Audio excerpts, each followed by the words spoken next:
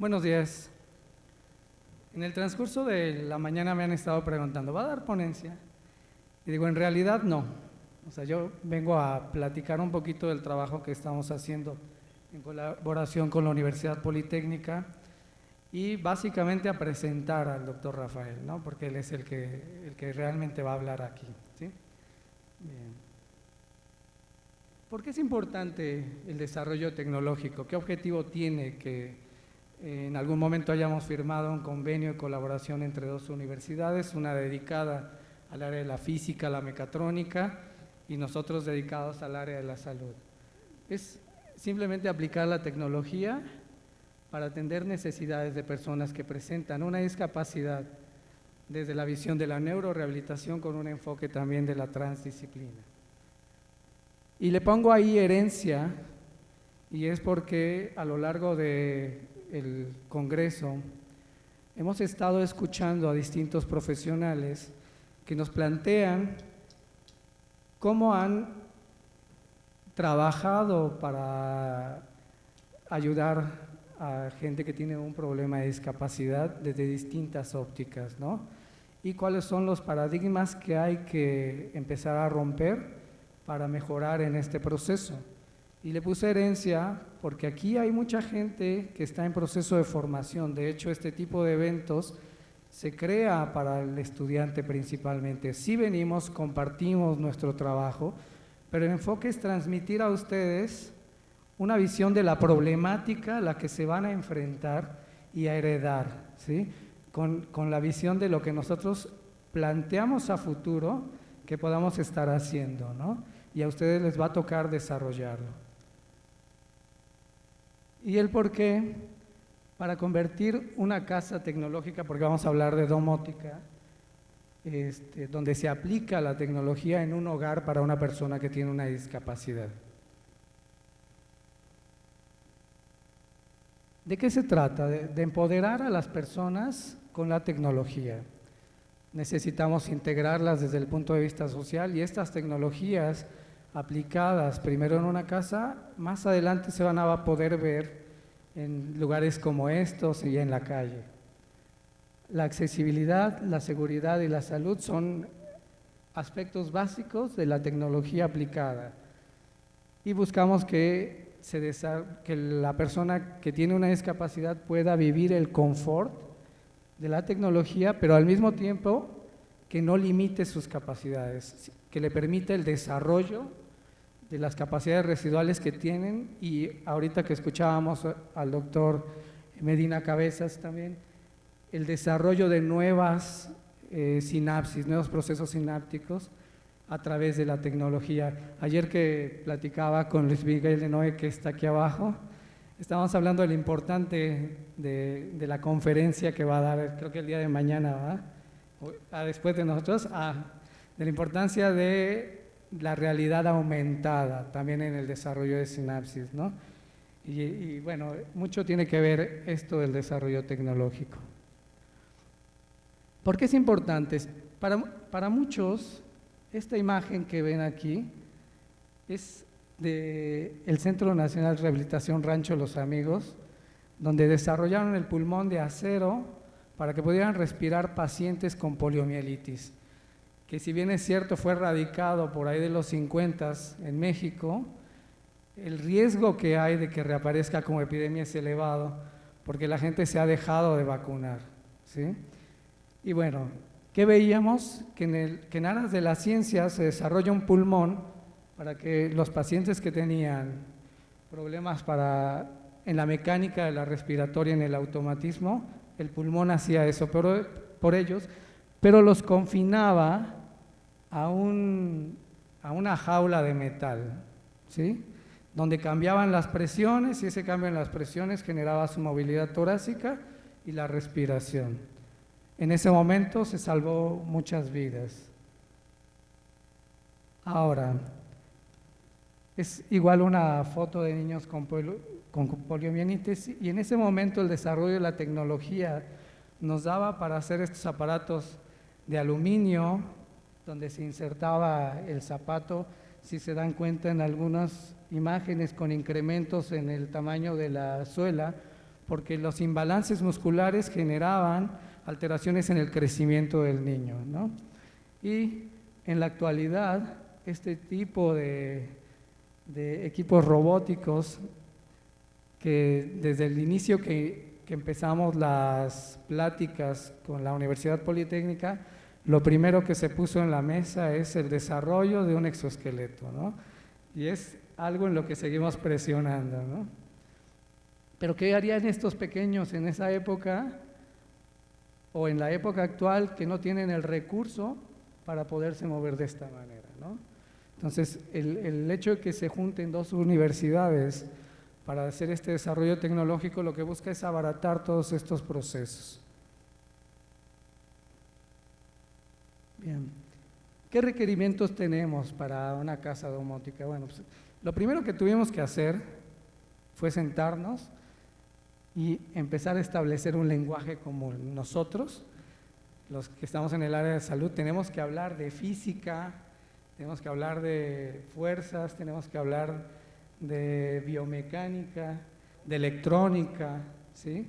Y ellos tienen que hablar de anatomía, de biomecánica, desde nuestra perspectiva, tienen que hablar de fisiología, que a veces a nosotros también nos cuesta tanto trabajo, ¿no? Luego necesitamos compartir este conocimiento, plantear las necesidades de nuestros pacientes y en este caso también las necesidades de la universidad, porque a final de cuentas en ambos lados hay mucha gente brillante con posibilidad de desarrollar ideas, ¿sí? Bueno, ya después nos sentamos a trabajar en el desarrollo y perfeccionamiento de prototipos.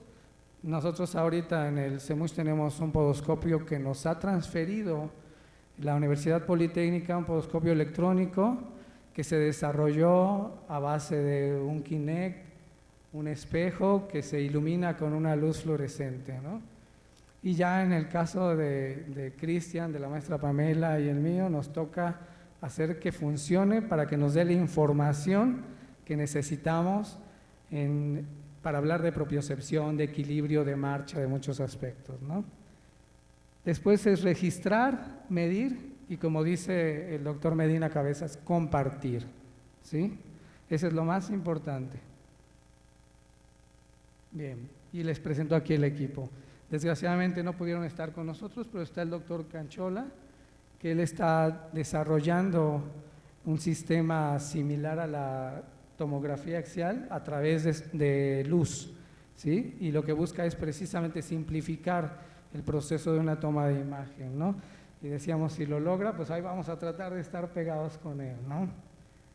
Está el doctor Obed, que también no pudo venir, y bueno, el doctor Rafael Rojas, que es al que realmente le debemos esta presentación y a quien le pido que nos acompañe.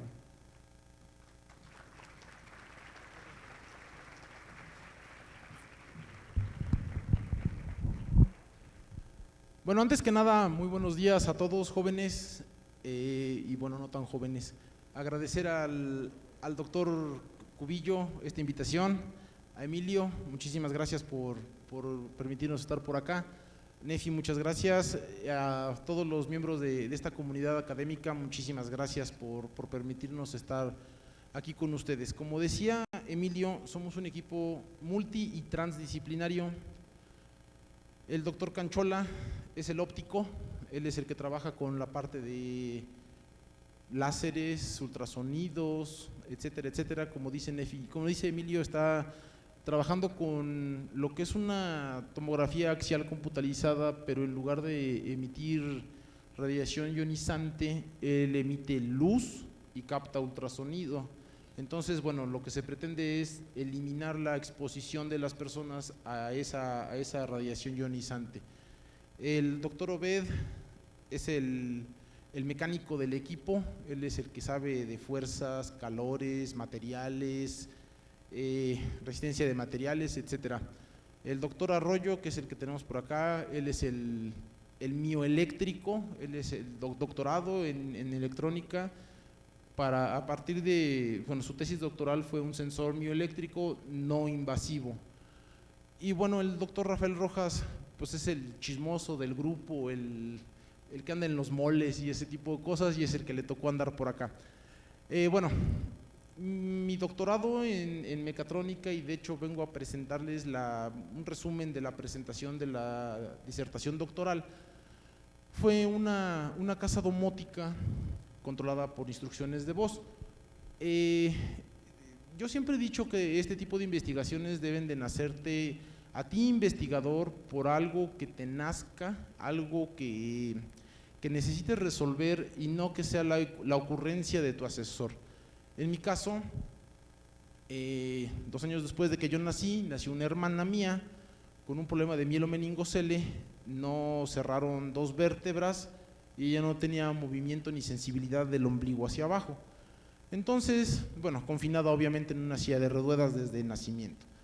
Viendo a futuro, dices, bueno, yo estoy trabajando, mi esposa trabaja, mis papás pues, ya son grandes, ¿quién se va a quedar con mi hermana, no? Entonces, a partir de eso, desarrollar este tipo de tecnología domótica. Desafortunadamente no le dio tiempo de verlo, ella falleció hace 7 años, de hecho 3 años antes de que se terminara el proyecto, pero bueno, el objetivo era terminarlo y se terminó. Al final de la presentación está el video de cómo funciona. Es algo muy técnico, como decía Emilio hace rato y el doctor que me antecedió en la presentación. Necesitamos tener un lenguaje común, un lenguaje en donde tanto los médicos, los fisioterapeutas, el área de la salud se pueda comunicar con los de los fierros, con los de los electrones, y al revés, que los de los electrones y los de los fierros podamos comunicarnos con los médicos.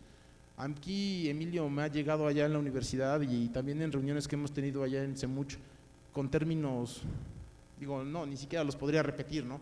Digo, no, pues sí, está padre eso, ¿no? A mí dime, el pie se mueve para arriba, para abajo, para un lado, para el otro, pero no me digas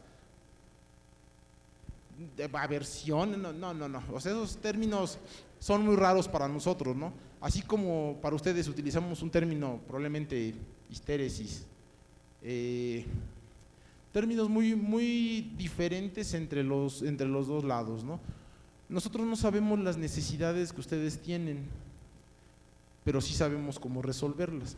Entonces el chiste es que tanto los profesores como ustedes mismos jóvenes se vayan acercando con nosotros a aprovechar este convenio de colaboración que tenemos para poder hacer máquinas, equipos, sistemas, etcétera, que ustedes necesiten y que probablemente por costos de importación, etcétera, sean muy caros para adquirir aquí en México.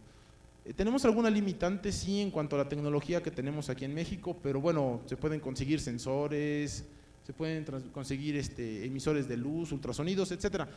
Pero si nosotros no sabemos qué necesidades tienen en realidad allá afuera digo afuera de la Politécnica de Puebla, pues difícilmente vamos a poder solucionarlas. Entonces, queda abierta esa invitación, tanto el doctor Cubillo como el maestro Cueto tienen nuestros datos, y cuando quieran empezar a colaborar con nosotros, con ideas y también con proyectos de tesis de maestría, de licenciatura, al final daré algunos comentarios de qué es lo que estamos haciendo y en dónde pueden ustedes insertarse para poder colaborar con nosotros. Bueno, un breve contenido de lo que tendremos en la presentación, una breve introducción, qué existe de la domótica hasta estos momentos, datos demográficos de personas discapacitadas y de la tercera edad, objetivos, hipótesis, el marco teórico, la implementación del sistema, resultados, conclusiones y qué viene. Bueno, la evolución de las viviendas desde que el hombre dejó de vivir en una cueva, cuando descubrió la agricultura, se basa ahora ya en el confort. Ya logré superar mi problema de seguridad, ya no estoy ante las inclemencias del tiempo, frío, calor, lluvia, ataques de animales predadores. ¿Qué sigue entonces después de eso? Bueno, la seguridad y el confort, que yo pueda estar cómodo, en un ambiente cómodo, amigable y sobre todo seguro. Un arquitecto muy famoso francés define a una casa o a una vivienda como una máquina. Ojo el término máquina. Nosotros los mecatrónicos nos dedicamos a hacer y a controlar máquinas. Una máquina diseñada para procurar un cuidado efectivo, enfocada a acelerar y mejorar la precisión del trabajo, una máquina diligente y atenta para reconocer y satisfacer las necesidades del cuerpo, es decir, el confort. Bueno, entonces a partir de eso podemos definir a una vivienda como una a la domótica como una rama de la mecatrónica que se encarga de automatizar estas casas o estas máquinas. 5 principales áreas que le pegan a la domótica: el confort, la cultura, la salud, el ahorro energético y la seguridad. Eso en conjunto me da domótica. Bueno, ¿qué se está haciendo en algunos otros lugares del mundo? En España, en Inglaterra, en Suiza, están trabajando con algunas viviendas, sobre todo pensando en personas de la tercera edad, tipo asilos, lo que nosotros conocemos como asilos, en donde lo que se pretende es estar monitoreando, no con personal, sino a través de sensores, estar monitoreando las variables físicas, presión, temperatura, ritmo cardíaco, etcétera, de todos los habitantes de estas casas de salud. Muchas están a nivel prototipo, pero bueno, ahí tenemos una definición de la casa domótica Eduardo Torroja, del Instituto de Ciencias de la Construcción de Eduardo Torroja de España, que bueno, la domótica que permite a través de la tecnología mejorar la calidad de vida de los habitantes. Otra definición por ahí abajo, una rama de la mecatrónica que introduce la tecnología con el objetivo de transformar y de modificar las situaciones de una vivienda a distancia.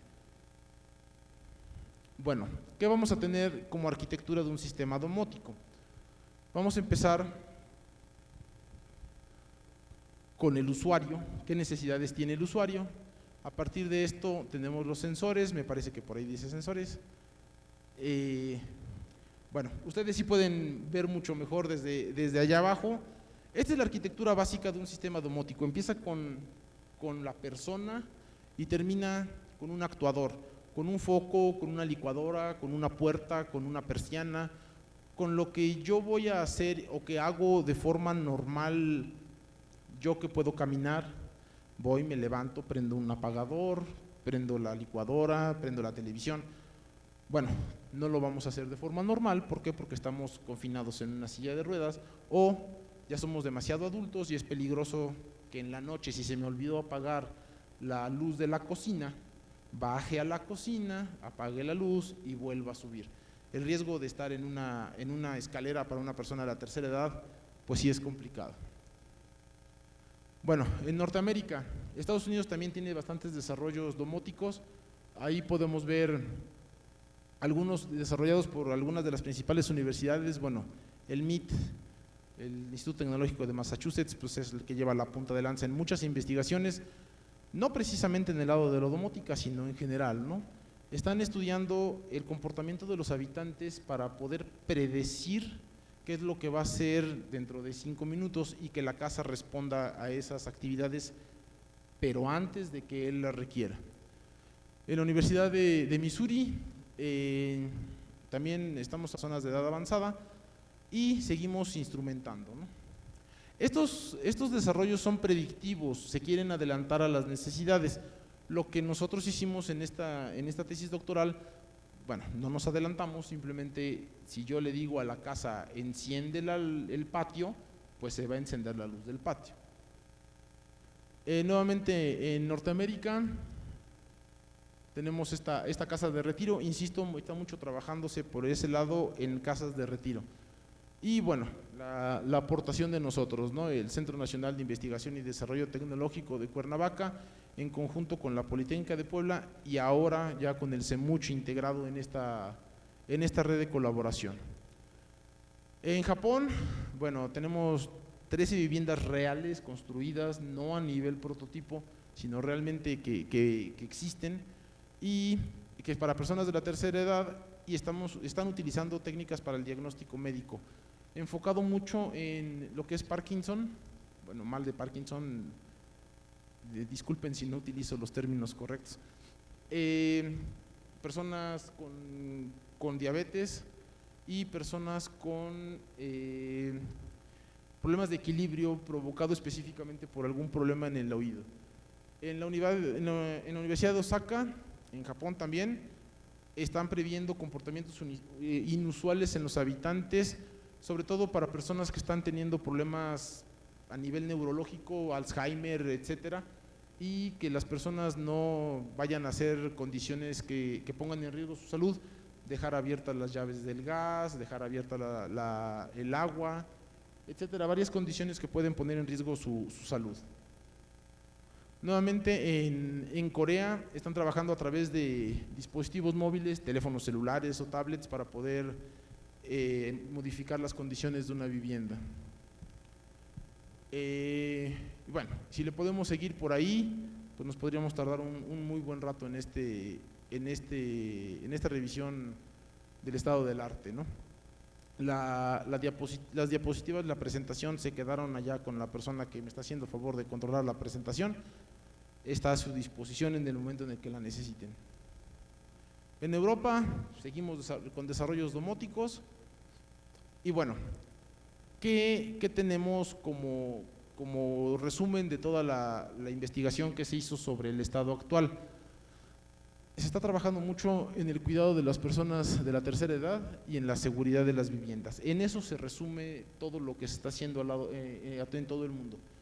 De todos estos sistemas que se reportaron, obviamente en la tesis doctoral estamos hablando de más de 80 revisiones bibliográficas, que solamente trabajan 6 que están controlados por voz. Desventajas que tiene: alto costo por el software empleado. Utilizan un software de reconocimiento de voz muy caro, lo cual lo hace inaccesible para personas reales de la tercera edad, que en algunos casos viven de una pensión, pues ¿de dónde van a tener para poder comprar este tipo de equipo? Las etapas de potencia no están incluidas y aquí empezamos con los problemas del lenguaje, bueno, de comunicación entre la parte médica y la parte mecatrónica. Como etapa de potencia debemos de entender que si yo voy a hacer el control todo a través de una computadora, necesito tener algo que se llama interfaz, que me conecte a una etapa de potencia que va a hacer que prenda o apague el foco. Esas partes no están incluidas en estos sistemas que están reportados en la bibliografía.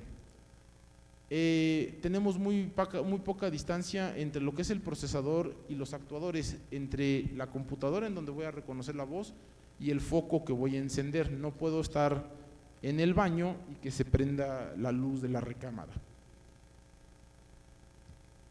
En algunos casos necesitamos contar con una red de telefonía celular y sobre todo señal de internet. ¿Por qué? Porque lo que hacen muchos de estos desarrollos domóticos es el reconocimiento de voz, el de Google. Utilizan el reconocedor de voz de Google y a partir de los resultados que te da, entonces envía la codificación de la voz ahora en texto. ¿Qué pasa con personas que no tienen acceso a internet? ¿Qué pasa con personas que no tienen acceso a un teléfono celular? Mil detalles por ahí. Y las bajas efectividades de los reconocedores. De cada 100 instrucciones que dan, solamente 79 te las reconoce. Que bueno, 79 es un muy buen número para reconocedores de voz, pero bueno, ahorita vamos a llegar a ver hasta dónde llegamos nosotros. También otro lado de por dónde investigar cómo está la situación en el mundo es a través de las patentes. ¿Cuántas patentes se han registrado? En este caso fue un estudio desde 1992, registrando 974 patentes por la Oficina Europea de Estados Unidos, México, Estados Unidos también. Este es a nivel mundial, pero no está tan completo, y este es el específico de México, en donde tenemos un pico en el 2012 con 159 patentes y en el 2014, que es la última actualización de datos que se tiene, tenemos un valor de 141 patentes registradas. ¿Qué tipo de patentes? Están enfocadas principalmente en la seguridad, ahorro energético y confort. Podemos ver aquí apenas, si se alcanza a apreciar, este 4.6% corresponde a la parte de confort, que es el área en donde nosotros vamos a atacar específicamente. Ahora, ¿qué países son los que están trabajando en esto? Bueno, Estados Unidos nos lleva una ventaja bastante amplia, de ahí viene Japón, y bueno, como podemos ver, México ni siquiera figura dentro de los primeros 5. ¿Quiénes son los que están solicitando las patentes? Aquí podemos ver qué tan comercializable puede ser este proyecto. Y como podemos ver, bueno, hasta como por ahí de los años 2005, 2004, pues ahí iban entre empresas y centros de investigación. De repente las empresas son las que despuntaron en este tema de domótica. Bueno, ahora, datos demográficos. ¿Cuántas personas discapacitadas y cuántas personas ancianas o de la tercera edad tenemos en México? Ojo, son datos de 2010, que es el último censo oficial que tenemos de México, y habrá que tenerle todos las reservas que tenemos en la información y la calidad de información que podemos obtener de fuentes oficiales mexicanas. Para el año 2000, de acuerdo a la Organización Mundial de la Salud, hubo 605 millones de personas de la tercera edad en todo el mundo, lo cual representa el 11% de la población. En el 2050 habrá 2,000 millones de personas en esa condición y se aumentará al 22% de la población mundial. Las pirámides poblacionales se están invirtiendo, están haciendo una pirámide al revés. Para México específicamente, en el año 2010 éramos 112 millones de personas con esta distribución, ¿no? Para 1990 teníamos el 38% entre los jóvenes menores de 19 años, el 7% de adultos, el 57% de adultos y el 4.2% de ancianos. Para el 2010 esa distribución ya cambió, si se fijan en la parte de abajo se está haciendo más delgadita, la parte del medio se está haciendo más ancha y para el 2010 se mantenía, aunque ya había un cierto crecimiento de la población de la tercera edad. Perspectivas. La parte que vemos aquí en blanco es la distribución de la población en 1996 y la que está achurada en negro con gris de la distribución que se espera para el 2051. Ojo, tenemos una parte baja, jóvenes, niños, muy pocos, ancianos, bueno, a partir de los 60 años ya está empezándose a engordar. Problema, ¿quién va a cuidar de esos ancianos? Si no va a haber los suficientes jóvenes acá que puedan cuidar a estos ancianos, ¿quién los va a cuidar? ¿Quién los va a rehabilitar? ¿Quién les va a dar sus tratamientos médicos? ¿Quién los va a inyectar? ¿Quién va a hacerlo? Entonces, a partir de eso, como lo dije al principio, ¿quién va a cuidar a mi hermana? Yo no puedo renunciar a mi trabajo, ¿de qué vamos a vivir? Entonces, por eso se plantea este tipo de tecnología, el uso de este tipo de tecnología. Bueno, para el año 2030 también tenemos pues prácticamente la misma forma, en donde la parte media se estará concentrando, pero bueno, estamos hablando de personas de más, aquí son los 60 años, entonces va para hacerse vieja la población mundial y la mexicana también.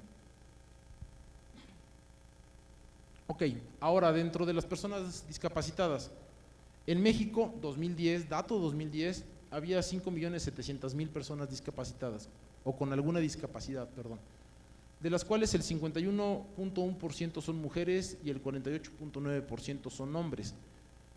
De estas, el 58.3% no puede moverse o caminar, el 27% no puede ver, el 11% no puede oír, el 8% no puede hablar, y así sucesivamente. Si ustedes suman esto, les va a dar más del 100%. ¿Por qué? Porque habrá personas que tengan 2 o más discapacidades al mismo tiempo. Bueno, pero específicamente hablando de personas que no puedan moverse o caminar, estamos hablando de un total para el 2010 de 3.300.000 personas.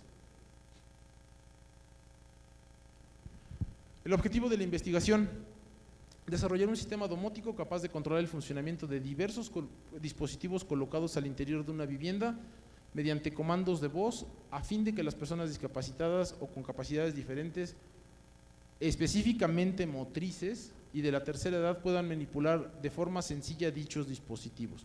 No nos vamos a meter con personas que tengan problemas en el razonamiento, eso bueno queda afuera de la parte de la investigación, porque yo no podría asegurar la seguridad de esas personas al interior de su vivienda cuando pudieran, no sé, probablemente hacer algún acto que generara un corto eléctrico, una situación peligrosa con gas, etcétera. Entonces sí se deja bien específico a qué rango de personas, perdón, a qué población objetivo está dirigido este proyecto. Y los específicos, ¿no? Un sistema de adquisición de voz, caracterizar esa voz de las personas entre 20 y 80 años, y aquí es donde también pueden entrar todos ustedes también, por lo que sé, tienen algo de terapia de lenguaje. Aquí es a donde muchos de ustedes que están en esto podrían unirse con nosotros. Necesitamos filtros para poder adecuar la señal de voz, eliminar todo el ruido ambiental, seleccionar un método de reconocimiento automático del habla e implementarlo, evaluar un bus y protocolo de comunicación entre el lugar donde se va a procesar la voz, entre la computadora y los actuadores del sistema. Actuadores son los focos, la televisión, la licuadora, etcétera. Diseñar un circuito electrónico de potencia, que al final ya no se dio porque con lo que estuvimos trabajando ya lo traía integrado. Y por último, realizar las pruebas de funcionalidad completa del proyecto. Bueno, como toda tesis debe de llevar su hipótesis. La hipótesis es que es posible desarrollar este sistema, y aquí se presenta un primer diagrama bloque, es un esquema de qué es lo que se pretende hacer. Voy a captar la voz, la voy a condicionar, la voy a reconocer. Hasta aquí todavía tengo una señal analógica que puedo ver en un osciloscopio, como las imágenes que había presentado el doctor que estuvo antes. Con un aparato de esos yo puedo reconocer la voz. A partir saliendo de este reconocedor de voz, yo ya tengo texto, palabras escritas, que después la voy a convertir a un cierto protocolo y enviarlo a los actuadores de mi sistema. Pero bueno, ojalá así fuera de sencillo hacer una tesis doctoral, ¿no? Bueno, pues ya con esto, ya no, le falta un poco más eso. Bueno, para poder caracterizar esa señal de voz tuvimos que formar un corpus. Un corpus supongo que sí han de saber el término, una colección de hablantes. En este caso fueron 300 personas, 150 mujeres, 150 hombres, y todos ellos en el rango de edad de los 20 a los 80 años. ¿Cómo voy a seleccionar mi grabadora con la que voy a captar la señal de voz para que se adecue a las necesidades que tengo? Fue una grabadora Sony de este modelo, con una frecuencia de digitalización de 11.025 kHz, lo cual cumple con el teorema de muestreo de Nyquist, y aquí es a donde otra vez volvemos a entrar con temas muy separados entre la parte médica y la parte mecatrónica. El teorema de muestreo de Nyquist me dice que yo al menos debo de tener mi frecuencia de muestreo 2 veces más grande que mi frecuencia máxima que voy a captar. La señal de voz anda en el orden de los 20 kHz tope, hasta arriba. Entonces, perdón, de los 20 Hz. Al tener esto, tengo una frecuencia de 40 Hz, con estos 11 kHz, estoy súper sobrado para poderlo hacer. Una cuantización en 8 bits, voy a traducir esta señal en caracteres, en unos y ceros de 8 bits. Un bit es un 1 o un 0, tengo paquetes de 8 en 8. Y por último, y estamos trabajando, bueno, ya se logró obtener la protección de este corpus en el Instituto Mexicano de Derechos de Autor. Pero bueno, eso no quiere decir que no esté disponible para ustedes. En el momento en el que quieran cualquier cosa de este corpus de hablantes, que por cierto en una revista en donde publicamos los resultados dijeron que el tamaño era impresionante, textual, dentro de los comentarios de los revisores de la revista, dice: el tamaño del corpus es impresionante. Entonces está a su disposición, jóvenes de terapia de lenguaje. Bueno, ¿cómo reconoce el sonido el ser humano? A través del modelo espectral de la información recibida por el oído, o lo que nosotros los de la parte de mecatrónica conocemos como la transformada rápida de Fourier. ¿Qué me dice la teoría de la transformada rápida de Fourier? Que yo cualquier señal la puedo descomponer en una sumatoria de senos y de cosenos de diferente amplitud y de diferente frecuencia.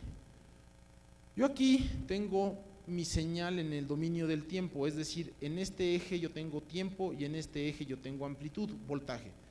Aquí abajo, bueno, desafortunadamente no se puede ver, pero ahí hay un punto rojo, aquí arriba hay un punto rojo, aquí abajo hay otro y aquí hay otro. esas son mis componentes de Fourier, son las amplitudes y las frecuencias que voy a tener de esa sumatoria de senos y cosenos. A partir de la descomposición de esto, es como nosotros, los seres humanos, entendemos el sonido que estamos emitiendo como voz. Se utilizó un software, no creamos softwares nosotros lo que hacemos es integrar el software Pratt para hacer esta caracterización espectral. Se caracterizó específicamente el fonema E. ¿Por qué? Porque es el que más se utiliza en el español hablado, la E. Bueno, ¿qué tamaño de ventana tengo que utilizar? Es decir, ¿cuánto tiempo debe de pasar de aquí a acá? Tiene que ser al menos igual que el periodo de la señal a analizar. Tengo una frecuencia de 163.75 Hz con un periodo, por lo tanto, que es el inverso, de 6.10 milisegundos. Y se comprobaron todos estos valores, bueno, no todos, algunos de los valores se comprobaron a través del software MATLAB. Después, tengo que filtrar la señal y eliminar todo el ruido del ambiente. ¿Cómo? Filtros analógicos. Estos son amplificadores operacionales, que bueno, no me voy a meter mucho en ese tema. Simplemente yo lo quiero hacer resonar a una cierta frecuencia. Aquí aparece la frecuencia, y a partir de ahí puedo calcular cuáles son los valores de mis capacitores y de mis resistencias. Es un filtro que me elimina señales menores a los 20 Hz y mayores a los menores a los 20 y mayores a los 60. Entonces, bueno, a partir de esto es como vamos a diseñar nuestros filtros, nuestro primer filtro. Después nos vamos a otra etapa de filtrado, que es el filtro de ventana de Hamming. Este ya es un filtro digital, en donde, bueno, la forma de la ventana está dando por un coseno y las formas de las ondas de corte están dados, en qué frecuencia estará dada por esta fórmula, y el orden del filtro estará dado por esta fórmula. Su respuesta es esta. En este eje tendría yo frecuencias, es decir, a partir de esta frecuencia me la va a eliminar y a partir de esta frecuencia me la va a eliminar, y únicamente me quedo con este rango de frecuencias. Bueno, ¿qué métodos de reconocimiento del habla existen ya probados? ¿Y qué es un método de reconocimiento? Es la forma de convertir una señal acústica en un conjunto de símbolos a partir de un diccionario preestablecido. Ojo, también estamos trabajando con un diccionario limitado, no lo dejamos a libre del diccionario porque sería una cosa brutal de entender, ¿no? Si yo le puedo decir a mi sistema, enciende, prende, activa, púchale, no sé, los términos que utilizamos comúnmente. No, nosotros limitamos nuestro vocabulario para tener una mayor tasa de efectividad. Y el método de reconocimiento que empleamos fueron los modelos ocultos de Markov. Estos han demostrado tener una efectividad mayor al 90%. Su funcionamiento está basado, es un modelo estadístico, probabilístico, no existe un término determinístico que me permita realizar la conversión de señales de voz. Y por último, bueno, ¿qué son estos modelos ocultos? Tengo estas tres posibles representaciones en parámetros, que serían las transiciones entre estados, posibles observaciones que se pueden ver a la salida de cada uno de estos estados y una distribución de probabilidad inicial. ¿Es muy técnico? Sí, demasiado técnico. Tengo mi voz, aquí entraría mi voz y tengo tres posibilidades de mi modelo de Markov. La posibilidad de que mi primer fonema sea cualquier fonema, que el siguiente pueda ser el mismo fonema, otro fonema u otro fonema. A partir de esto, yo puedo determinar la palabra que estoy mencionando, bueno, más bien dicho, los fonemas, y al final, juntando los fonemas, obtengo una palabra. Así es como funciona. Debemos de tener una parte de entrenamiento y una parte ya de reconocimiento. Yo entreno a la computadora para que reconozca mi voz y ya después de que la entrené, bueno, pues ya solita entiende.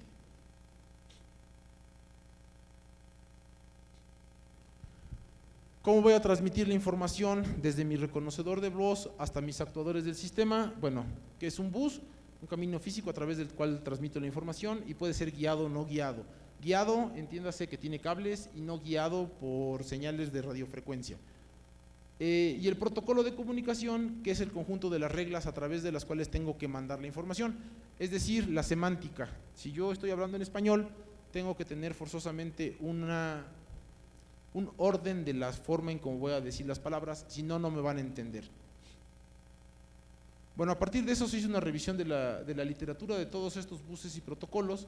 Se utilizó una metodología de ingeniería industrial para poder seleccionar cuál sería el óptimo o el que más ventajas me ofrece, y llegamos a la conclusión de que el X10, que no lo veo, me parece que es este, es el que mayor ventajas me ofrece, y por eso fue el que se seleccionó. Ahorita vemos qué es eso. Bueno, el protocolo X10, ¿qué ventaja tengo? Yo utilizo las líneas de comunicación que ya tengo instaladas en mi casa, perdón, las líneas eléctricas que ya tengo instaladas en mi casa, para montarles información. ¿Es lento? Sí, sí es lento, pero realmente para lo que yo necesito, no necesito más velocidad. Funciona bajo la filosofía plug and play, es decir, yo solamente conecto un elemento y con eso me lo reconoce el sistema. Puedo controlar hasta 255 elementos en toda mi casa. ¿Qué son 255 elementos? Una licuadora, un microondas, una televisión. ¿Cuántos interruptores de luz quieren? ¿Cuántas lámparas? 255 cosas en una casa, poderlas controlar, pues creo que son suficientes para una vivienda clase media alta, ¿no? ¿Cómo funciona este protocolo? Bueno, esto que ven aquí un poco más, bueno, la señal senoidal es la señal que tenemos de Comisión Federal, que así nos entrega en nuestras casas, y lo único que nosotros hacemos es, cada vez que cruza por cero esa señal, yo le voy a añadir información. Ahí en ese cruce por cero yo le pongo bits, le pongo un 1 o un 0 que me va a representar información que del otro lado lo va a recibir mi actuador.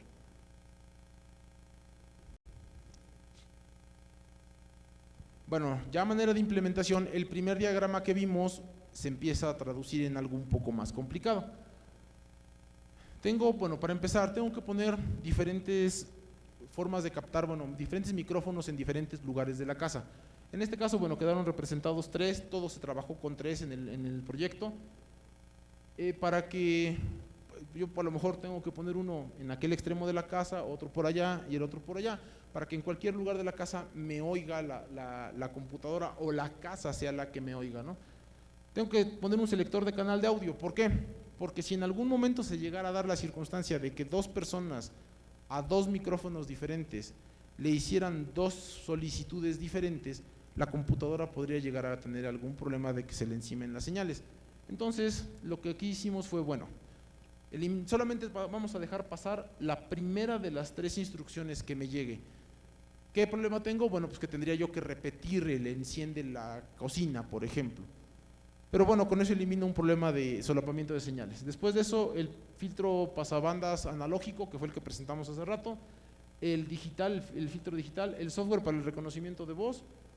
De aquí lo guardamos en un archivo de texto. Ese archivo de texto se va a una interfaz que está conectada con una base de datos, y con eso salgo a través de un puerto. Este puerto me monta la información a través de otro dispositivo de la familia X10 a la línea eléctrica, y aquí ya tengo mis actuadores.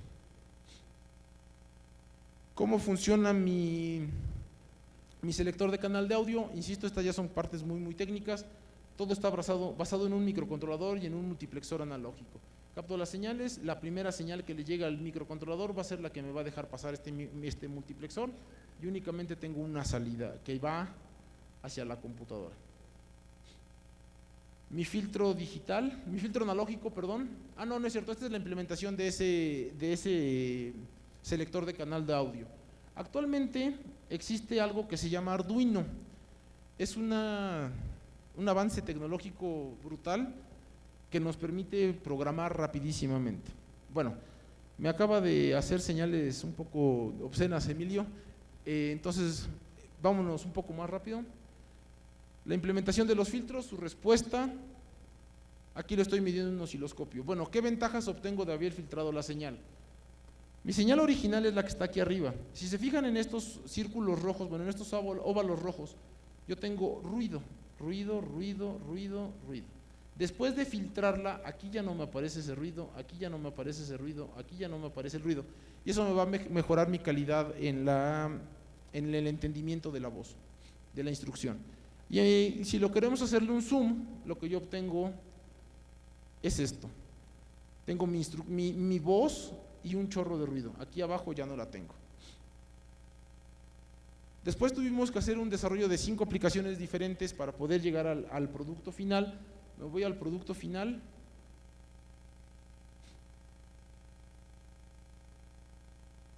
Y bueno, ¿qué tengo acá?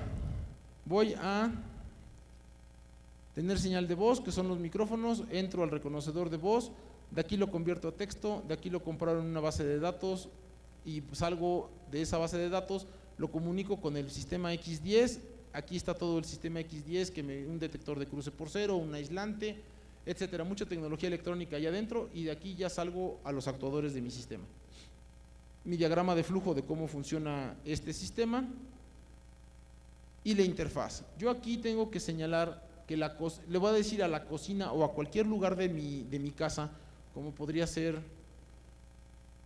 ¿qué dice por acá? Cocina, patio, estancia, recámara, etcétera, cochera. Le tengo que asignar una dirección basado en un código alfanumérico, una letra de la A a la P y un número del 1 al 15. Y aquí ya por adorno le puse de qué se trataba, si de una lámpara o de un enchufe. Y entonces, este es mi programa que me hace el reconocimiento de voz. Insisto, mecatrónica no es inventar todo desde cero, es integrar. Ya existe un software que me reconoce la voz, lo tomo. Después de eso, ya existe un dispositivo que me inyecta señal a la señal eléctrica, me inyecta datos, lo tomo y lo pongo que trabaje junto al reconocedor de voz, etcétera.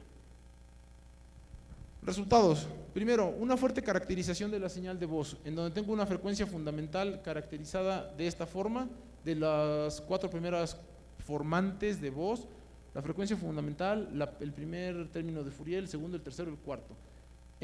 Por género, las mujeres siempre tendrán la voz un poco más, en más altas frecuencias, es decir, más aguda que los hombres. La forma en cómo se distribuyen esas frecuencias de voz, dependiendo del género, hombre, mujer y edad. Aquí tenemos esa representación. La frecuencia fundamental en cuanto a las mujeres a los 20 años tienen una clara frecuencia fundamental más alta que los hombres, pero conforme va pasando la edad va disminuyendo, y en sentido contrario a los hombres se nos va agudizando en cuanto nos vamos haciendo más grandes. En cuanto al reconocedor de habla, tenemos una variación, por rango de edad reconoce más a las personas de entre 51 y 60 años, sin importar el género. Pero ojo, tenemos una variación que va del 82% al 83%, es un 1% de variación, realmente no es algo que nos complique. Por edad y por género, no se vayan a enojar, hasta las computadoras entienden más a los hombres que a las mujeres. Perdón, pues dije que no se van a enojar. En cuanto a las palabras reservadas que nosotros caracterizamos, tenemos los números del 1 al 10 y 11 palabras específicas, como puede ser abre, cierra, enciende, apaga, en donde las que menos reconocieron fueron el número 3, el número 6 y el número 8. ¿Esto por qué? Por la S, el fonema S y el fonema ch, la che, ese le cuesta mucho trabajo a todos los reconocedores reconocer.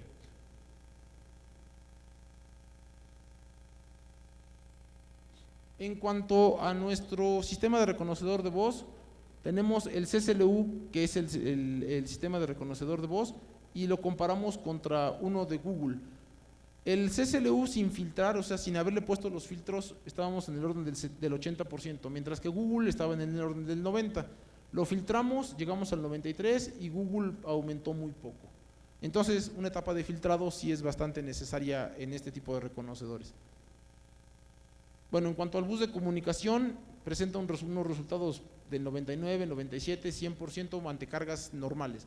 Como esto lo probamos en un laboratorio de mecatrónica, teníamos una máquina un CNC, una máquina para desbastar metal. Y cuando lo pusieron a trabajar los alumnos, notamos que nuestro bus de protocolo de comunicación bajaba.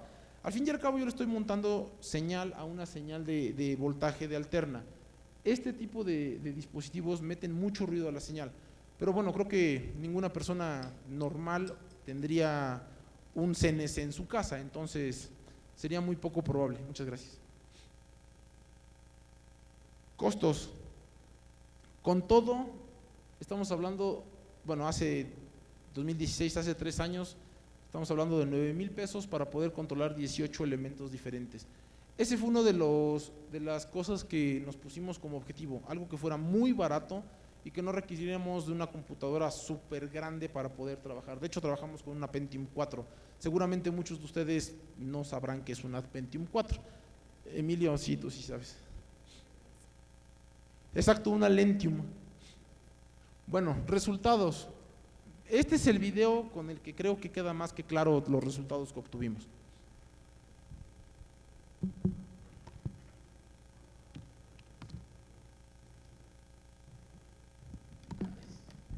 Establecer comandos. Todo funciona a través de instrucciones de voz. Aquí es a donde yo le voy a asignar las direcciones que les había comentado. Ahí las voy agregando. Bueno, primero selecciono la letra que le voy a asignar, y luego el número, luego la ubicación de la casa, y luego qué tipo de elemento es, si una lámpara o un enchufe. Si le podemos adelantar para que no se haga tan lento.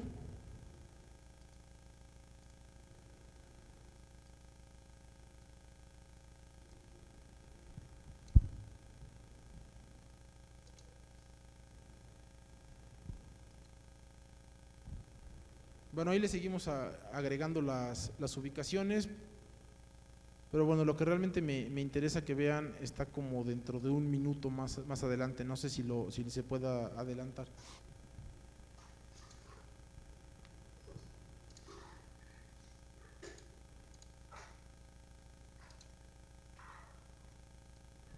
Creo que no se puede.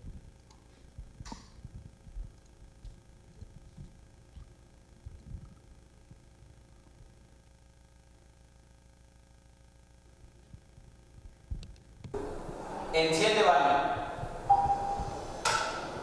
Enciende patio. Enciende estancia. Bueno, como pueden ver, no hay una Enciende persona recámara. ahí cerca de los interruptores. Enciende cocina. Enciende comedor. Enciende licuadora. Apaga licuadora. Enciende cafetera.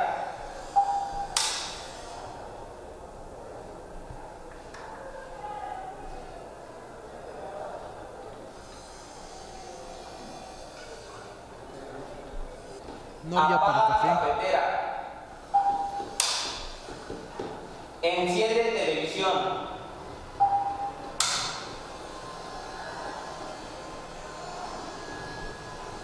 Apaga televisión. Enciende secadora. Apaga secadora. Enciende ventilador. Apaga ventilador.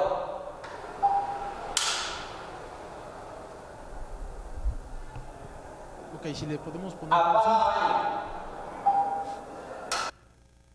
Bueno, a ver, en esta parte tenemos, bueno, está a nivel laboratorio, obviamente en un laboratorio de la universidad. En esta parte tenemos una instalación eléctrica normal, nada más que para poderla tener controlada a nivel laboratorio la hicimos especial. Aquí tenemos lo que son unos apagadores normales, a los cuales yo les asigno a través de unas perillas las direcciones que tengo acá.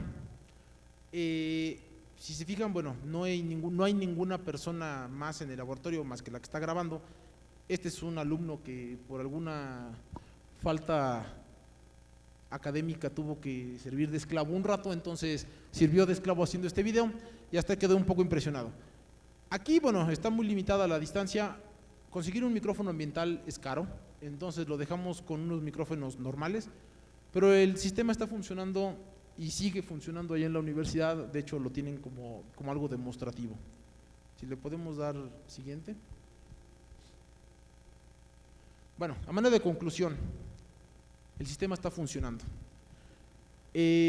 Con Emilio y con el maestro, la semana antepasada, allá en la universidad nos llegaron con algunas necesidades. El primer término fue un algómetro.